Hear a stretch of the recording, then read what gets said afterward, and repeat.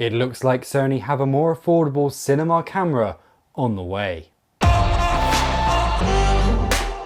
Hello, my name is Jonathan Palfrey. Welcome back to my YouTube channel. Please like and subscribe as always, as it massively helps me out. Today we are looking at the rumours of a brand new Sony camera, the Sony FX30. Basically a more affordable version of the FX3 with just an APS-C size sensor rather than a full frame one. Now, there aren't really that many stats out there about this camera yet on the rumours sites. It's all from sonyrumors.com. And so it's a lot of just speculation and ideas of what this camera could be. And okay, some people don't like those videos, so please don't dislike if you don't like that sort of thing. Just go and watch something else, because why are you here if you're not that interested in these kind of rumours? But I just wanted to have a chat with you about what potential this camera could be and what purpose it may have in the Sony lineup. For me, on first glance, I'm thinking, why does Sony need to release a APS-C size sensor or Super35 sensor cinema camera? Yes, you could argue it could compete with the likes of the C70 and even the Red Komodo. They're both Super 35, so there's certainly nothing wrong with releasing a Super 35 camera. But Sony definitely have been focusing in on full frame. That seems to be their whole thing, ever since really the Venice. It's all been about this new generation of Sony cinema cameras were all going to be full frame. Actually, I thought that is what FX actually stood for, was the full frame version of their Cine lineup, because the FS line was of course Super 35. Now, it does sound like the specs are going to effectively be the FX3. It's going to have a 12 megapixel sensor, so we can expect 4K. And because the sensor is smaller, it probably means it doesn't need as much processing power and so much heat dissipation to be able to record at high frame rates. So hopefully we're going to see the same sort of frame rates that we see in the FX3 and the A7S III. Not something that's pared down like we see in the A7 IV.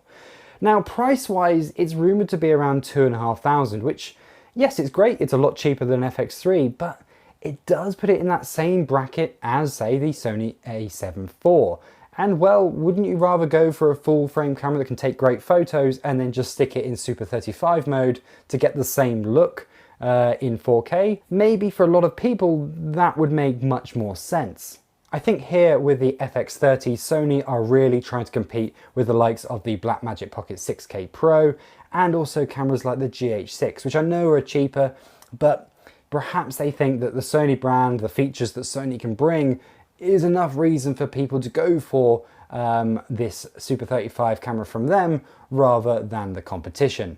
Being an APS-C size sensor, hopefully that will mean some good news for things like rolling shutter. Hopefully we'll see very good performance in that department, just like the FX3. I'd also hope that they could take advantage of the spare space they have inside the camera, especially if they go for the same size body as the FX3. So for example, it leaves more room for things like better IBIS. We all know that Panasonic are just by far the best at IBIS, especially with their GH6 and GH5, and maybe Sony can give us a slightly more aggressive IBIS in the FX30 that they couldn't do in their full frame cameras.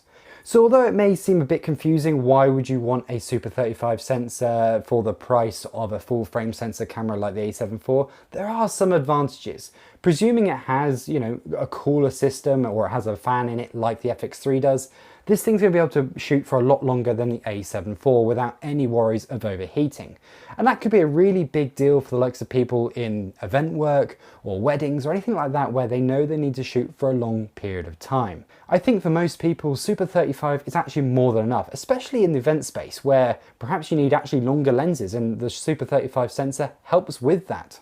I think picking up a few of these cameras for some people could make a lot more sense than going down the full frame route. I don't really see it though as some sort of entry-level camera, even though in theory it is. I don't see this as sort of the gateway into their more expensive cameras.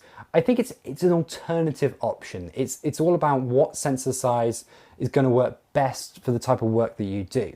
As I said, it's for those people that don't want to spend a lot of money on a camera with a fan, but they want all the features that like the FX3 delivers, and they don't need that full frame sensor.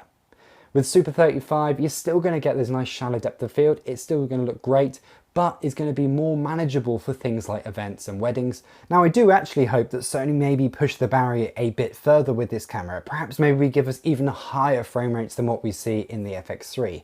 To be honest though, I don't think that will be the case. I think we'll likely see at best the same specs. I hope we do at least match the specs of the FX3. I would be disappointed if it's a lower spec, if it's kind of more similar to what the A7 IV can deliver, because if that was the case, it would be a lot harder justification going for the FX30 over the A7 IV.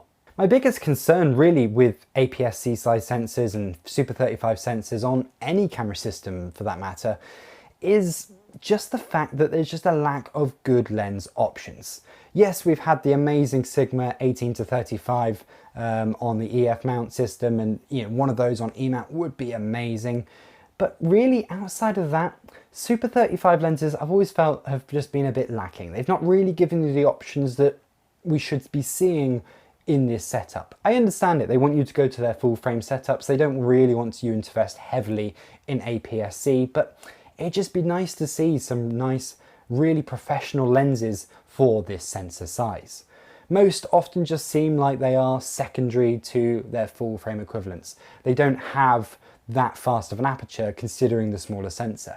For me, 2.8 isn't really fast enough when it comes to a lens for Super 35, whereas for full frame, it's more than enough for most use cases. So if Sony are going to be releasing this camera, I'd love to see them release a really great zoom lens to go alongside it, and something that could be really ideal for event shooters. I'd love to know what you think. Do you think the FX30 is going to be an absolute killer camera? I know when the rumors of the FX3 came out, I was a little bit down on that camera, saying, what is the point of this thing when there's the A7S III out there?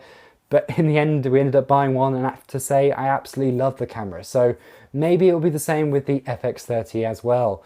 I do think there is a potential market for this camera, but it really depends on the specs that actually it delivers. For the rumored price of $2,500, it really is going to have to be pretty damn good to justify it over the A7 IV.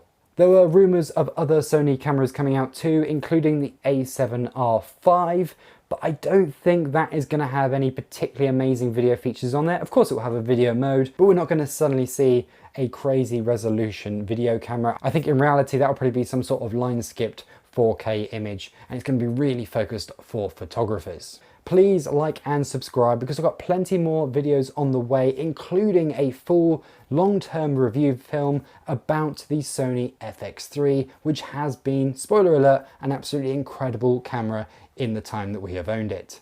Thank you very much for watching. I'll see you next time. Goodbye.